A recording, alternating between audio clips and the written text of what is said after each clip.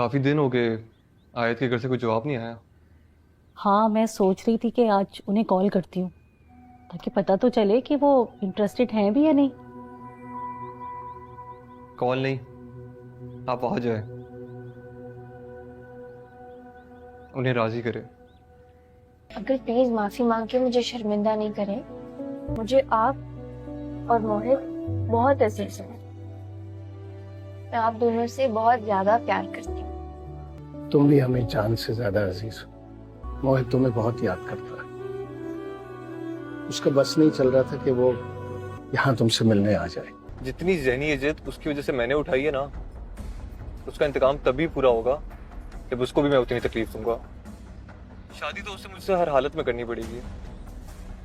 उसके बाद मर्जी मेरी है। चंद दिन चला। आयत को तो हमारी बेटी बना लें। आप यकीन करें, मेरे बेटे के साथ बहुत खुश रहेगी। हम लोग सीधे साधे शरीफ लोग हैं। आप लोग हमारे घर तो आए, अरसलान से भी मिले। मुझे यकीन है आप लोगों को वो पसंद आएगा। तुमने तो मना किया था ना कि मुझ में और उनमें बहुत डिफरेंस है। तो अब जब कहीं और शादी करने के लिए राजी हो रही हो तो तभी तुम्हें प्रॉब्लम हो रही है। क्या हुआ है रोशी? क्या हुआ है रोशी? मुझे शादी करनी है माही। वजह तुम्हारी डांट नहीं है, ये बात तुम भी जानते हो और मैं भी, कि मोहित किस बात पर अपसेट है। वो मासूम बोल नहीं सकता, अपनी फ्रस्ट्रेशन का इजहार कैसे करे? मोहित क्यों नहीं आया? मैंने तुम्हें कहा था कि मोहित को भी शॉपिंग के साथ लेके आना। उसकी तबीयत नहीं ठीक। अरे उसे क्या हुआ? वो बस सीजनल नजला जुकाम जो होता है।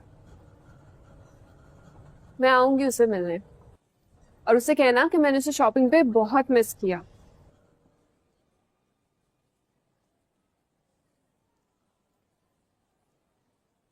अस्सलामुअलैकुम सर।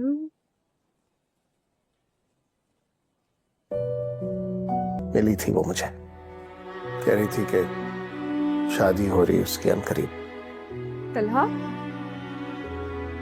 तलहा,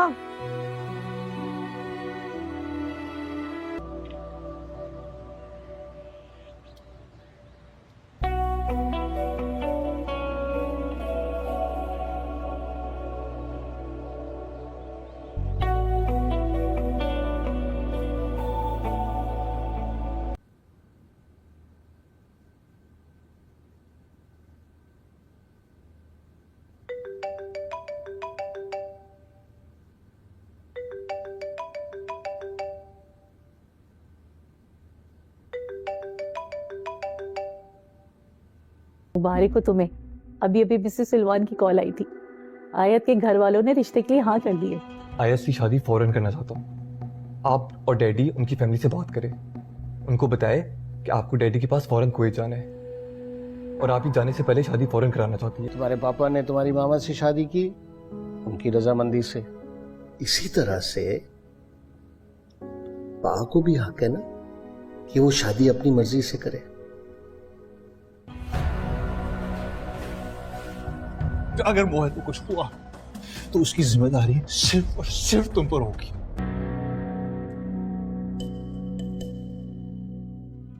मुझ जैसी गैर जिम्मेदार, लापरवाह, नॉन सीरियस लड़की उस बच्चे का क्या ख्याल रखेगी?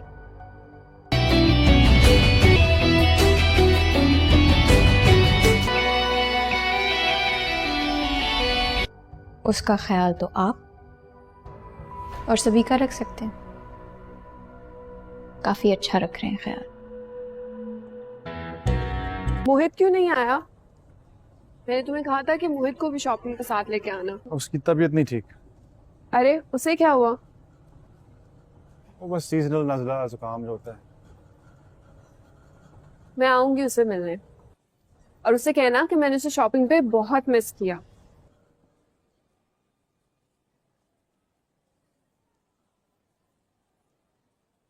अस्सलामुअलैकुम सर।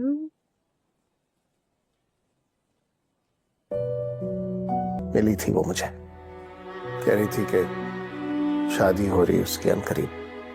तलहा, तलहा,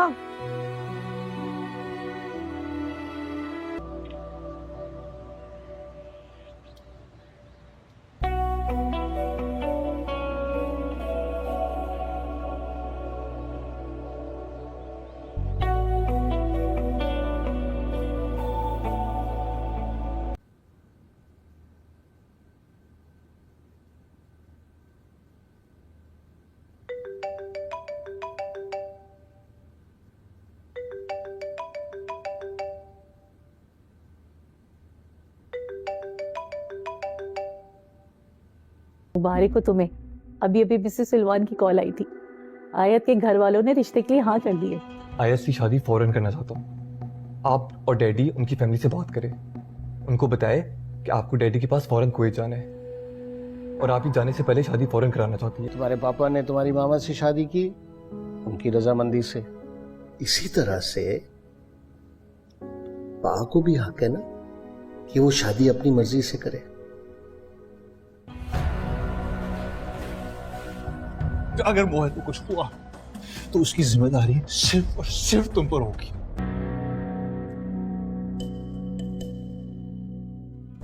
मुझ जैसी गैर जिम्मेदार, लापरवाह, नॉन सीरियस लड़की उस बच्चे का क्या ख्याल रखेगी?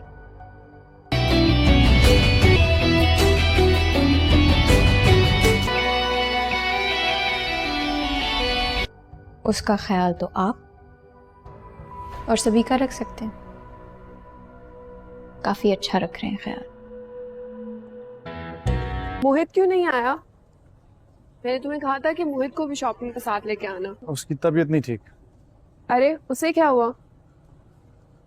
वो बस सीजनल नजला जुकाम जो होता है। मैं आऊंगी उसे मिलने और उससे कहना कि मैंने उसे शॉपिंग पे बहुत मिस किया।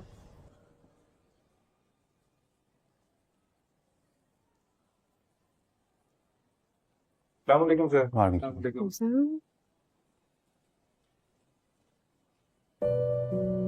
मिली थी वो मुझे, कह रही थी कि शादी हो रही है उसकी अनकरीब। तलहा, तलहा,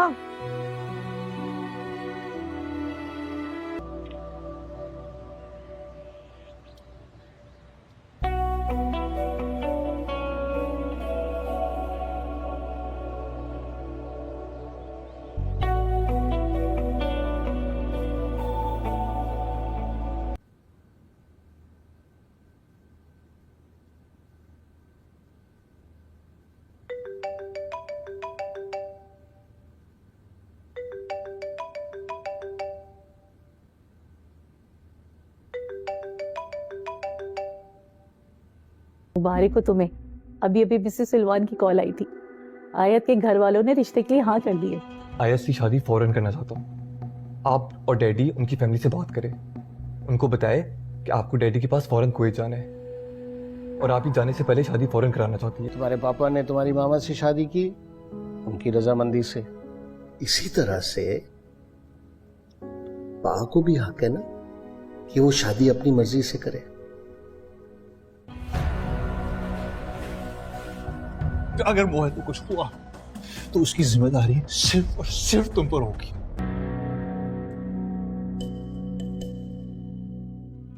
मुझ जैसी गैर जिम्मेदार, लापरवाह, नॉन सीरियस लड़की उस बच्चे का क्या ख्याल रखेगी?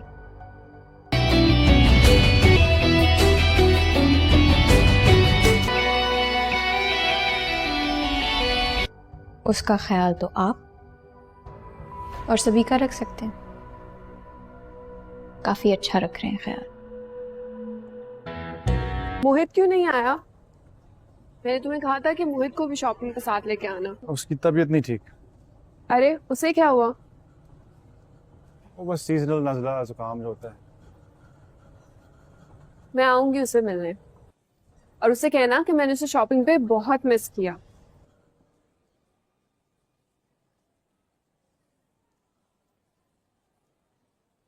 अस्सलामुअलैकुम सर।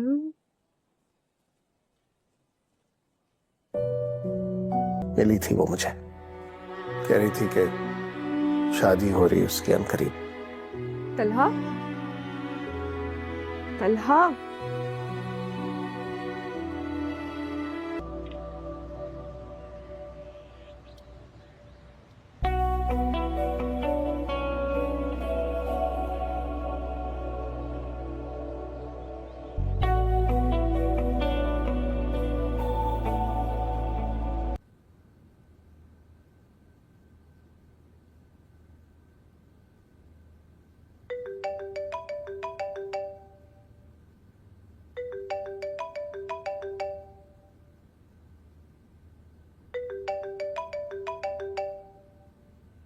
मुबारक हो तुम्हें। अभी अभी मिसेस सिलवान की कॉल आई थी। आयत के घर वालों ने रिश्ते के लिए हाँ कर दिए। आयत की शादी फौरन करना चाहता हूँ। आप और डैडी उनकी फैमिली से बात करें, उनको बताएं कि आपको डैडी के पास फौरन कुवैत जाना है और आप ही जाने से पहले शादी फौरन कराना चाहती है। तुम्हारे पापा ने तुम्हारी मामा से शादी की उनकी रजामंदी से, इसी तरह से पा को भी हक है ना कि वो शादी अपनी मर्जी से करे।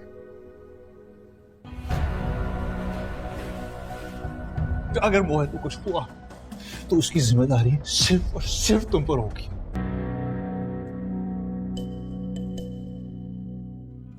मुझ जैसी गैर जिम्मेदार, लापरवाह, नॉन सीरियस लड़की उस बच्चे का क्या ख्याल रखेगी?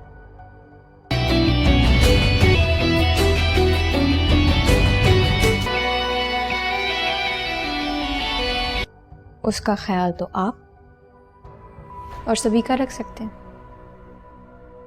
काफी अच्छा रख रहे हैं ख्याल। मोहित क्यों नहीं आया? मैंने तुम्हें कहा था कि मोहित को भी शॉपिंग के साथ लेके आना। उसकी तबीयत नहीं ठीक।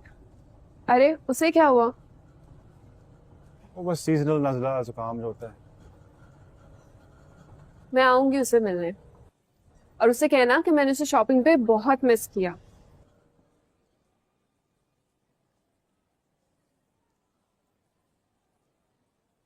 अस्सलामुअलैकुम सर।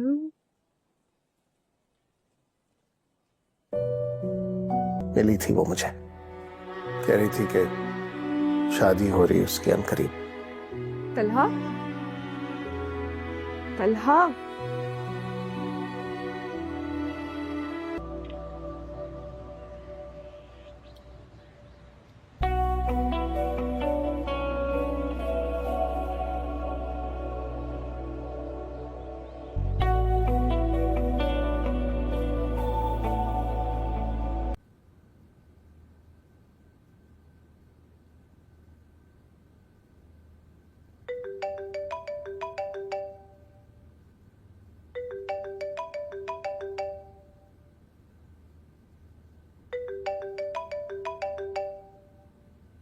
मुबारक हो तुम्हें।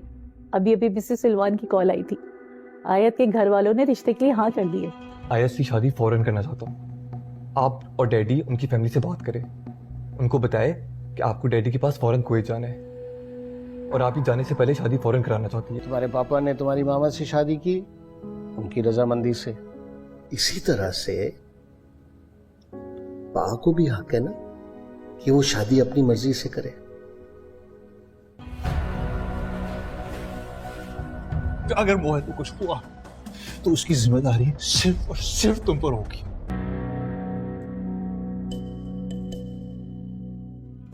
मुझ जैसी गैर जिम्मेदार, लापरवाह, नॉन सीरियस लड़की उस बच्चे का क्या ख्याल रखेगी?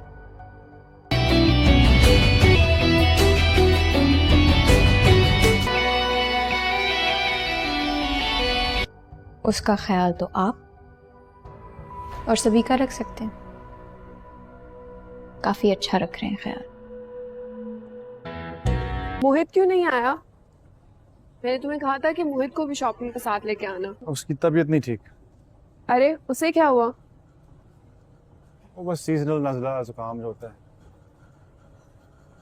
मैं आऊंगी उसे मिलने और उसे कहना कि मैंने उसे शॉपिंग पे बहुत मिस किया।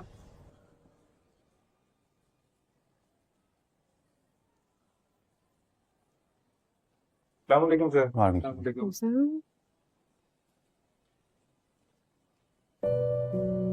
मिली थी वो मुझे, कह रही थी कि शादी हो रही है उसके अनकरीब। तलहा, तलहा।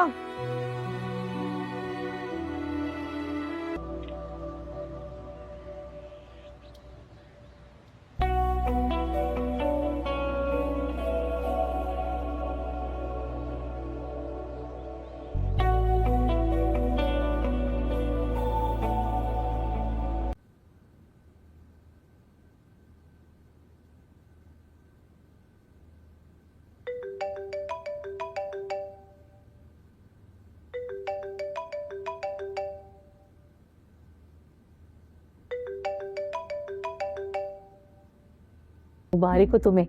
अभी अभी मिसेस सिलवान की कॉल आई थी। आयत के घर वालों ने रिश्ते के लिए हाँ कर दिए।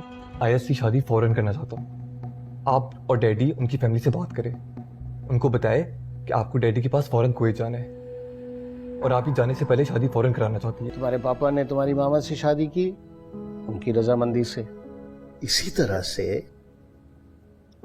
पा को भी हक है ना कि वो शादी अपनी मर्जी से करे। अगर मोहित को कुछ हुआ तो उसकी जिम्मेदारी सिर्फ और सिर्फ तुम पर होगी।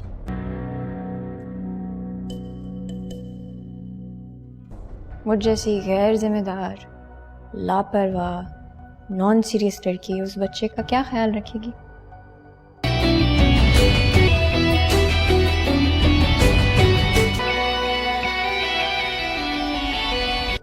उसका ख्याल तो आप और सभी का रख सकते हैं। काफी अच्छा रख रहे हैं ख्याल। मोहित क्यों नहीं आया? मैंने तुम्हें कहा था कि मोहित को भी शॉपिंग के साथ लेके आना। उसकी तबीयत नहीं ठीक। अरे उसे क्या हुआ? वो बस सीजनल नजला जुकाम जो होता है। मैं आऊंगी उसे मिलने और उसे कहना कि मैंने उसे शॉपिंग पे बहुत मिस किया।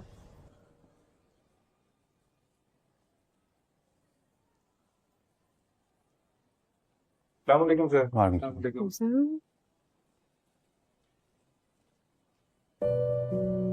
मिली थी वो मुझे, कह रही थी कि शादी हो रही उसके अनकरीब।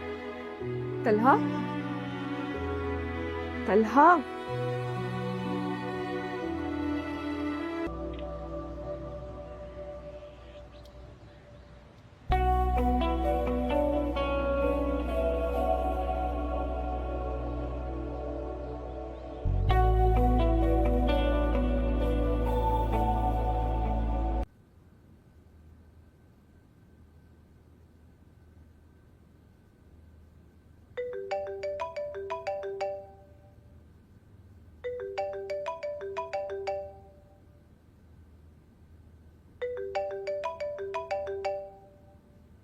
मुबारक हो तुम्हें। अभी अभी मिसेस सिलवान की कॉल आई थी। आयत के घर वालों ने रिश्ते के लिए हाँ कर दिए। आयत की शादी फौरन करना चाहता हूँ। आप और डैडी उनकी फैमिली से बात करें, उनको बताए कि आपको डैडी के पास फौरन कुवैत जाना है और आप ही जाने से पहले शादी फौरन कराना चाहती है। तुम्हारे पापा ने तुम्हारी मामा से शादी की उनकी रजामंदी से, इसी तरह से पा को भी हक है ना कि वो शादी अपनी मर्जी से करे।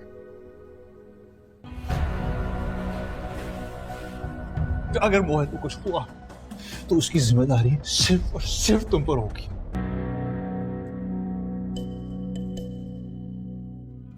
मुझ जैसी गैर जिम्मेदार, लापरवाह, नॉन सीरियस लड़की उस बच्चे का क्या ख्याल रखेगी?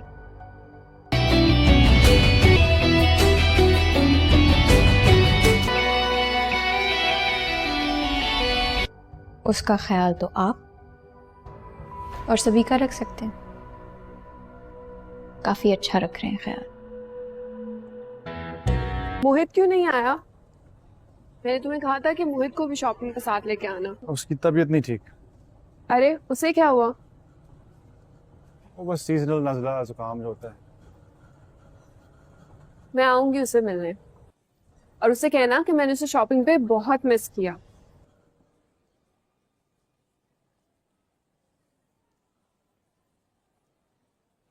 अस्सलामुअलैकुम सर।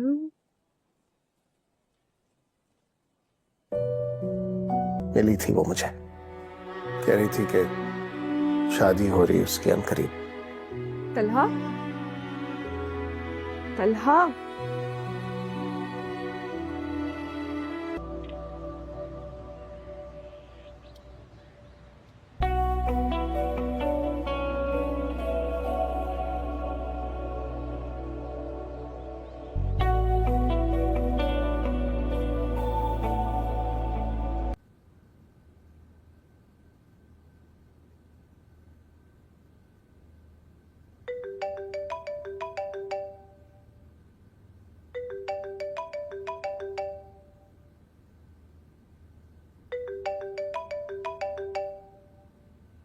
मुबारक हो तुम्हें।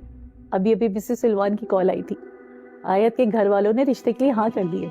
आयत की शादी फौरन करना चाहता हूँ। आप और डैडी उनकी फैमिली से बात करें, उनको बताएं कि आपको डैडी के पास फौरन कुवैत जाना है और आप ही जाने से पहले शादी फौरन कराना चाहती है। तुम्हारे पापा ने तुम्हारी मामा से शादी की उनकी रजामंदी से, इसी तरह से पा को भी हक है ना कि वो शादी अपनी मर्जी से करे। अगर मोहित को कुछ हुआ तो उसकी जिम्मेदारी सिर्फ और सिर्फ तुम पर होगी।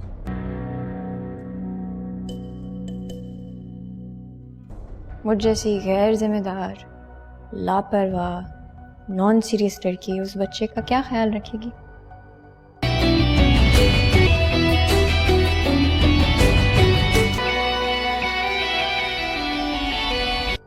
उसका ख्याल तो आप और सभी का रख सकते हैं।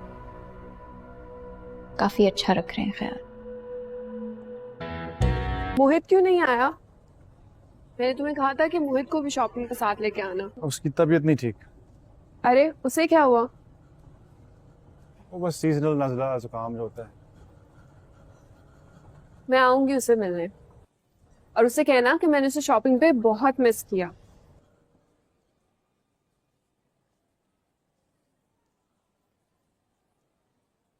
अस्सलामुअलैकुम सर।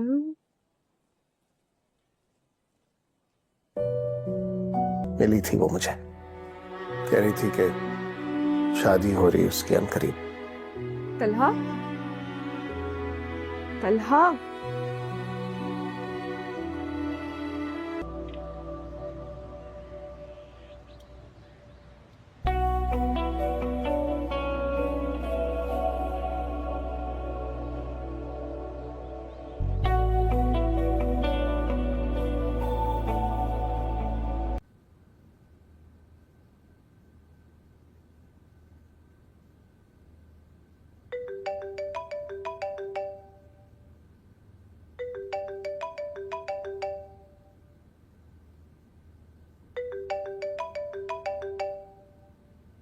मुबारक हो तुम्हें। अभी अभी मिसेस सिलवान की कॉल आई थी। आयत के घर वालों ने रिश्ते के लिए हाँ कर दी है। आयत की शादी फौरन करना चाहता हूँ। आप और डैडी उनकी फैमिली से बात करें, उनको बताएं कि आपको डैडी के पास फौरन कुवैत जाना है और आप ही जाने से पहले शादी फौरन कराना चाहती है। तुम्हारे पापा ने तुम्हारी मामा से शादी की उनकी रजामंदी से, इसी तरह से पा को भी हक है ना कि वो शादी अपनी मर्जी से करे। अगर मोहित को कुछ हुआ तो उसकी जिम्मेदारी सिर्फ और सिर्फ तुम पर होगी।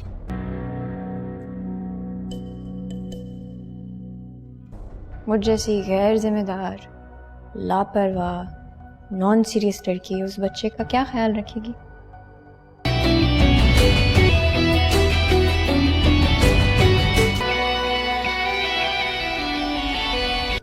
उसका ख्याल तो आप और सभी का रख सकते हैं। काफी अच्छा रख रहे हैं ख्याल। मोहित क्यों नहीं आया? मैंने तुम्हें कहा था कि मोहित को भी शॉपिंग के साथ लेके आना। उसकी तबीयत नहीं ठीक। अरे उसे क्या हुआ? वो बस सीजनल नजला जुकाम जो होता है। मैं आऊंगी उसे मिलने और उसे कहना कि मैंने उसे शॉपिंग पे बहुत मिस किया।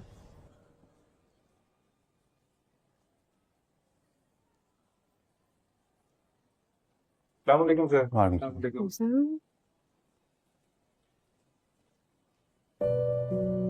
मिली थी वो मुझे, कह रही थी कि शादी हो रही उसकी अनकरीब। तलहा,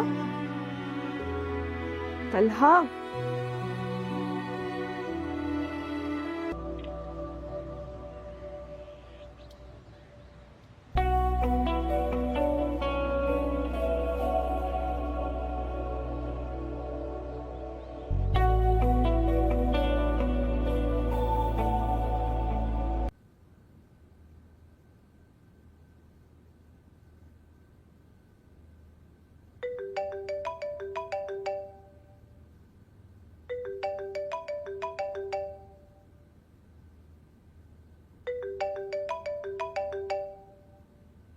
मुबारक हो तुम्हें। अभी अभी मिसेस सिलवान की कॉल आई थी। आयत के घर वालों ने रिश्ते के लिए हाँ कर दिए। आयत की शादी फौरन करना चाहता हूँ। आप और डैडी उनकी फैमिली से बात करें, उनको बताएं कि आपको डैडी के पास फौरन कुवैत जाना है और आप ही जाने से पहले शादी फौरन कराना चाहती है। तुम्हारे पापा ने तुम्हारी मामा से शादी की उनकी रजामंदी से, इसी तरह से पा को भी हक है ना कि वो शादी अपनी मर्जी से करे।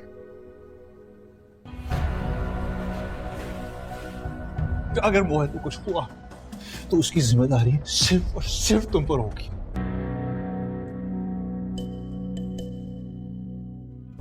मुझ जैसी गैर जिम्मेदार, लापरवाह, नॉन सीरियस लड़की उस बच्चे का क्या ख्याल रखेगी?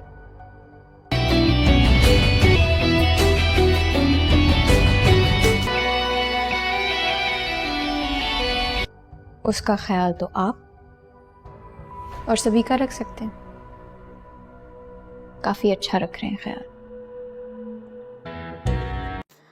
अस्सलाम वालेकुम। अगर आप भी 20 साल से घुटने, जोड़, हाथ पैरों के दर्द से परेशान है, गठिया, आर्थराइटिस, बहुत ज़्यादा पुरानी चोटों के दर्द से परेशान है, बहुत सारा इलाज करवा चुके हैं, बहुत सारी दवाइयाँ खा चुके हैं, यहाँ तक कि ऑपरेशन तक करवा चुके हैं, लेकिन आपको इस दर्द से परमानेंट आराम नहीं मिल पाया है, तो ये जो आज की वीडियो है ख़ास आप लोगों के लिए है। बहुत ही ज़्यादा ज़बरदस्त रेमेडी लेकर के आज फिर से हाजिर हुई हूँ मैं आप लोगों के लिए। इसको आप लोग जब एक बार यूज़ करोगे तभी आपको आराम दिखना शुरू हो जाएगा। तो वीडियो को बिल्कुल भी स्किप मत कीजिएगा, फुल वीडियो को वॉच कीजिएगा ताकि आपको पता चल सके कि ये रेमेडी मैंने किस तरीके से तैयार की है। तो जी सबसे पहले हमने सॉस पैन में ले लिया है 1 गिलास भर के पानी। पानी हमने नॉर्मल टैप वाटर लिया है, कुछ ऐसा नहीं है कि आपको आरओ का पानी लेना है या कुछ भी, आप नॉर्मल टैप वाटर यूज़ कर सकते हैं। उसके बाद में जी हम इसमें डाल देंगे अदरक। तो अदरक वैसे भी दर्द के लिए बहुत ज़्यादा काम आती है, बहुत यूज़फुल होती है सर्दी, ज़ुकाम, बुखार और उसके अलावा दर्द में आप अदरक को हमेशा यूज़ किया करिए। बहुत ज़्यादा ये जो है ना बेनिफिट देती है ये हम लोगों को। तो जी हमने यहाँ पे 2 टुकड़े जो है ना काट करके अदरक ले लिया और उसके बाद में इसमें डाल देंगे 1 चम्मच भर के मेथी। मेथी भी बहुत ज़्यादा यूज़फुल होती है। हमने जितनी भी चीज़ें ली हैं वो दर्द के लिए रामबाण इलाज होती हैं जी। तो हमने इसमें 1 चम्मच मेथी लिया है, 1 तेज़पत्ता लिया है। ये सारी चीज़ें दर्द के लिए बहुत ज़्यादा फ़ायदेमंद होती हैं। और उसके बाद में हमें इसको अच्छे तरीके से पानी को ना 3 से 4 मिनट तक पका लेना है। 3 से 4 मिनट उबालने के बाद में ये बहुत ही ज़बरदस्त हमारा एक ड्रिंक बनकर के तैयार हो जाएगा। इसको कैसे यूज़ करना है जी हम आपको बताते हैं। तो सबसे पहले हम इसको पका लेते हैं और जब तक हम इसको पका रहे हैं तब तक जितने भी लोग मेरे वीडियो पर न्यू आए हैं और अगर उन लोगों को मेरी वीडियो पसंद आ रही हो तो चैनल को सब्सक्राइब ज़रूर से कर लीजिएगा, वीडियो को लाइक ज़रूर से कीजिएगा, एक छोटा सा प्यारा सा कमेंट ज़रूर से दीजिएगा। तो जी पानी हमने अच्छे तरीके से पका लिया और उसके बाद में इसको थोड़ा सा ठंडा कर लिया और उसके बाद में इसको हम छान लेंगे। अच्छा, छानने के बाद में जो है ना इस पानी को हमें सुबह शाम पीना है।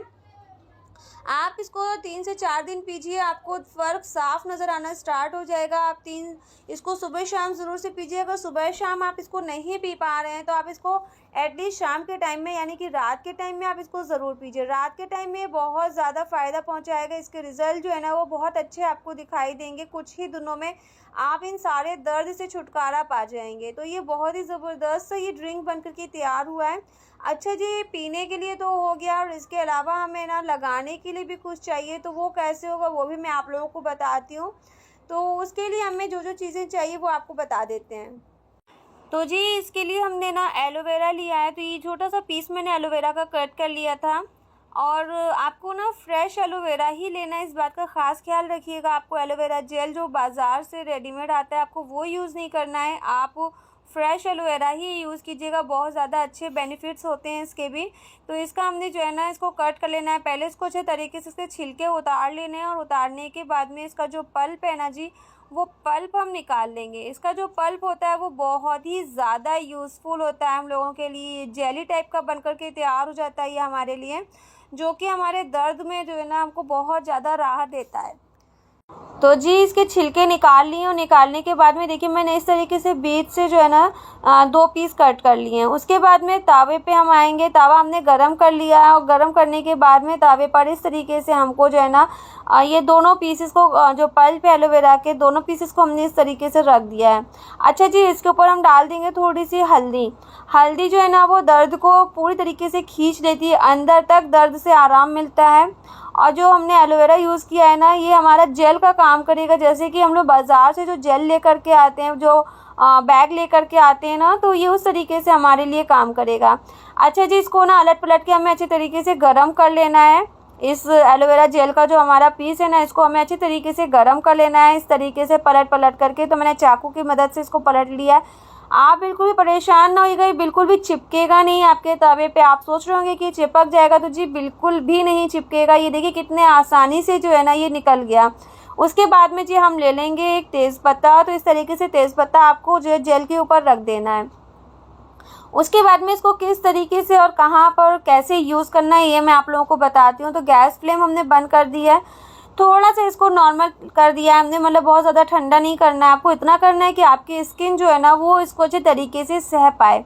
तो ये देखिए मेरे ना अक्सर करके ये इस जगह पे बहुत दर्द होता है कलाइयों में, तो यहाँ पे हम इसको यूज़ करके आप लोगों को बताएंगे कि कैसे करना है। तो जी उसके लिए सबसे पहले मैंने ले लिया है तेल। तो ये जैतून का तेल मैंने लिया है और इसको ना आपको अपने हाथ पे जहाँ पे भी आपको दर्द हो, हाथ पे, घुटने में या जोड़ों में, जिस जोड़ पे भी आपको दर्द हो, इस तरीके से आपको पहले तेल को अच्छे तरीके से लगा लेना है। 2 से 3 मिनट आपको हल्के हाथ से मालिश करनी है, तेज़ हाथ से आपको मालिश नहीं करनी है, इस बात का ध्यान दीजिएगा। ऐसे ही आपको हल्के हाथों से इसको मल लेना है अच्छे तरीके से। और जैतून का तेल जो होता है वो हमारे दर्द के लिए बहुत ज़्यादा फ़ायदा करता है। इसकी जो मालिश होती है बहुत ज़्यादा फ़ायदा करती है। तो इसको जो है ना जब भी आपको दर्द हो इसको आप ज़रूर से यूज़ कीजिए, ये बहुत ज़्यादा जो है ना बेनिफिट देता है हम लोगों को। अच्छा जी, तेल की मालिश करने के बाद में जो ये एलोवेरा जेल के मैंने 2 पीसेस गर्म किए थे ना, ये ठंडे नहीं हुए और ना ही बहुत ज़्यादा गर्म है। इनको इस तरीके से हमको लगा करके किसी मोटे कपड़े से हमको इस पर पट्टी बांध लेनी है। और पट्टी बांधने के बाद में इस बात का ध्यान देना है कि जिस कमरे में एसी चल रही हो, पंखा चल रहा हो, वहाँ पे आपको नहीं लेटना है। और अगर लेटना भी है तो इसको अच्छे तरीके से आपको कवर कर लेना है। बिल्कुल भी इसमें जो है ना हवा नहीं लगनी चाहिए, इसको गर्माहट मिलना चाहिए। क्योंकि वैसे भी अगर हमारे चोट लगी होती है, पुरानी चोटें होती हैं, तो जब भी मौसम ठंडे होते हैं या एसी चल रही होती है या सर्दियों का मौसम होता है, बारिश का मौसम होता है, तो पुरानी चोटें हम लोगों को बहुत ज़्यादा जो है ना वो दर्द देती हैं, बहुत ज़्यादा उसमें पेन होने लग जाता है हम लोगों को। तो इस बात का ख़ास ख्याल रखा करिए कि अगर आप लोगों को कहीं भी चोट लगी है तो वहाँ पे ठंडक नहीं मिलनी चाहिए। अगर ठंडक मिलेगी तो आप लोगों को बहुत ज़्यादा दर्द होगा। तो जी इस तरीके से हमने लगा लिया। लगाने के बाद में इसको आपको कवर कर लेना है बहुत अच्छे तरीके से। और उसके बाद में इस तरीके से आपको ना इसके ऊपर कोई मोटा कपड़ा रख लेना है, ताकि आपके ऊपर बिल्कुल भी इस हाथ पे हवा ना लगनी चाहिए, ठंडक नहीं मिलनी चाहिए। उम्मीद है कि आप लोगों को मेरी आज की रेमेडी पसंद आई होगी। अगर पसंद आई होगी तो मेरे को कमेंट बॉक्स में ज़रूर से बताइएगा। वीडियो पसंद आया होगा तो लाइक ज़रूर से कीजिएगा। न्यू अगर आए हैं चैनल पे तो सब्सक्राइब ज़रूर से कीजिएगा। अपने फैमिली, फ्रेंड्स, अपने रिलेटिव्स के साथ में वीडियो शेयर ज़रूर से कीजिएगा। मिलते हैं नेक्स्ट वीडियो में, तब तक के लिए अल्लाह हाफिज़।